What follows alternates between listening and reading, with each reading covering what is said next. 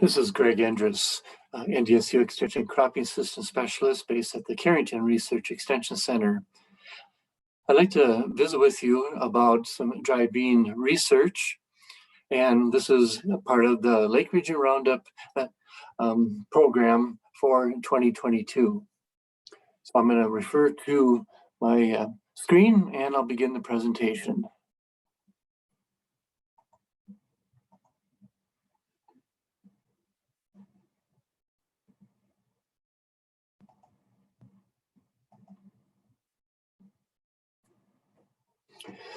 So NDSU does a fair amount of dry bean research.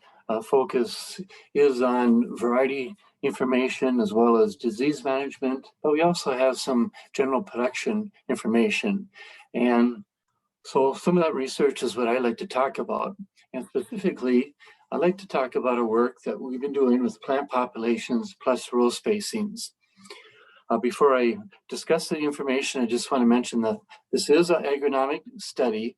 And when people think about reducing row spacings for pinto beans, that increases their concern about white mold. But in these studies, white mold is essentially absent. And then something to consider with economics with the subject is that we are assuming that existing equipment is available for a person to grow pinto beans in narrow rows.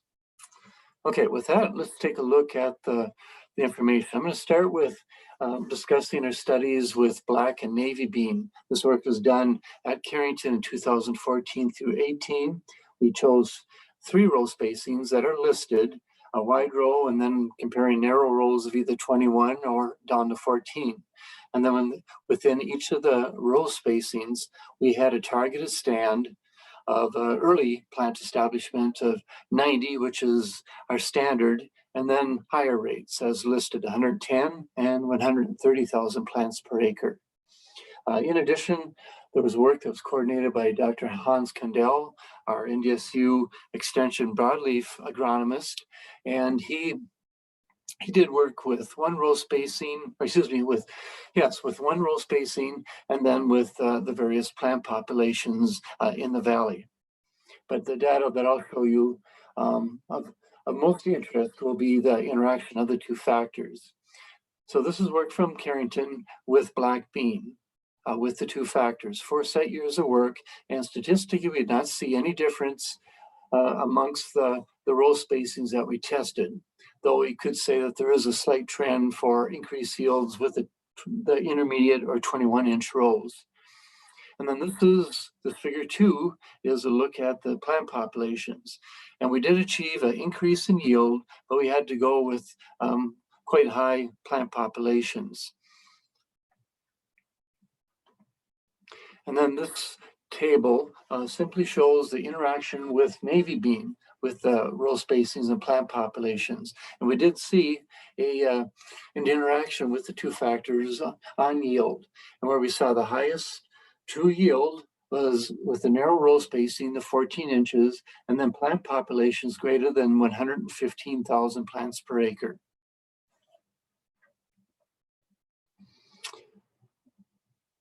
And if you want to read the details about that and study the information, we have this publication available in hard copy, or you may search the web, simply NDSU bean rows pop, and you should be able to find that quite readily. Okay, most of my discussion I want to go with pinto beans. And so we'll start with the row spacing. This is work that was done in the eastern part of the state as listed in the footnotes, 4 set years of data comparing 3 row spacings. And in this case, we saw the greatest yield response with 18-inch rows, 10% greater than the 12-inch and 14% greater than the 30-inch.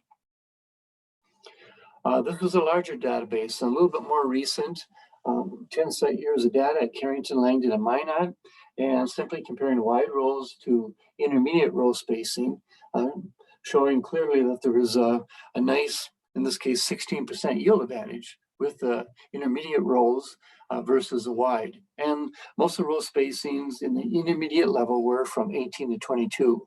There's only one location, that was at Minot, where we had 15-inch rows. And then very recently, so starting in 2019 at Carrington and then 2020 in Langdon, we also looked at paired rows, either two pairs 6 inches apart, centered on 30-inch, or pairs separated by 7 inches and then centered on 28-inch spacings. And so, irregardless, the pairs perform better compared to the wide rows, and similarly, or maybe there was even a slight advantage compared to the intermediate row spacings. Okay, now let's move to plant populations. And with the plant populations, we're combining other data, including the row spacings. This is 6 sites, site years of work at the locations and years indicated. And first, we'll look at the reduced levels, reduced plant population, about 50,000. Note that we did see a yield decline compared to closer to the standard. Now, if we go the other way, what if we go above the standard? In this case, we were at 87,000 plants per acre, and we saw a 5% yield increase. So this graph shows the interaction of the two factors. It's 4 set years of data for yield, and we also include economics, and from the sites of Carrington and Langdon. And so on the left-hand side of the graph is the wide rows and then the corresponding plant population. On the right-hand side is the intermediate rows. Again, these would be either 18 or 21 inch, and the corresponding plant populations. So if we compare the standards, the wide row and a little bit less than the standard plant population that we've recommended, but certainly in the ballpark. So we'll compare this for yield to the intermediate rows and the corresponding plant populations. These are similar to or greater than this comparison. And we'll also include the economics. So we'll make this comparison. And so you see with intermediate rows and about 66,000 plants per acre, we saw a nice yield increase. And I'm using 30-cent beans. And so simply we see a net revenue of $78 per acre with this combination. If we go with the highest plant population here, you see that we did increase the yield even more. And so with the yield gain times 30 cents and the deduction of the additional seed needed to get here from here, we used 75 cents per 1,000 seeds as the deduction. But the net revenue was over $100 per acre with this. So these are some guidelines on the possibility of certainly increasing net revenue with reduced row spacings and increased plant populations. The summary of what I just shared with you: blacks, essentially no response to the factors. Navies, we did. We saw within narrow rows and greater than 115,000 plants per acre, the nice combination. And then with pintos, although we may do more work at this time, we see a nice yield advantage and economic advantage with intermediate rows and greater than 80,000 plants per acre. Okay, earlier I alluded to white mold being a factor with people being hesitant to go to narrow rows with pinto beans. So I want to show you some data from plant pathology, looking at the impact of the rows and plant populations on white mold in pintos. So here's the data we're going to look at. I'm going to go to the next slide and we'll take a look at it part by part. So here's the row spacing, of course, the seeding rate that was used, but much more important would be the plant population. Note, this is end of season plant populations. And then there were various disease levels. The ones that to me are practical would be low, where essentially one out of 10 plants have white mold, or in the intermediate level, it'd be 2 to 4 plants out of 10 that would have white mold. Okay, so let's look at the impact. We'll start with the our check, if you will, the standard wide rows, and then actually a low plant population. We'd expect low incidence white mold, and that occurred. But no, when we went to the agronomic results I just showed you, this matches up pretty closely. 22.5-inch rows and 85,000 plants. No, statistically, no difference in white mold incidence. However, at the intermediate level, it did go up, as we would expect. But then let's take a look at 15-inch rows. Note the plant population is a little bit higher, but at the low disease incidence, no difference in white mold compared to our check. But the incidence did go up when we went to the intermediate disease pressure, as it did with our other narrow row and higher plant population comparison.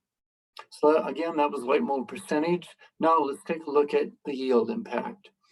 So the same setup, only now we're looking at yield. So here's our standard and our yield at the low and intermediate disease level. Now look at our agronomic summary information.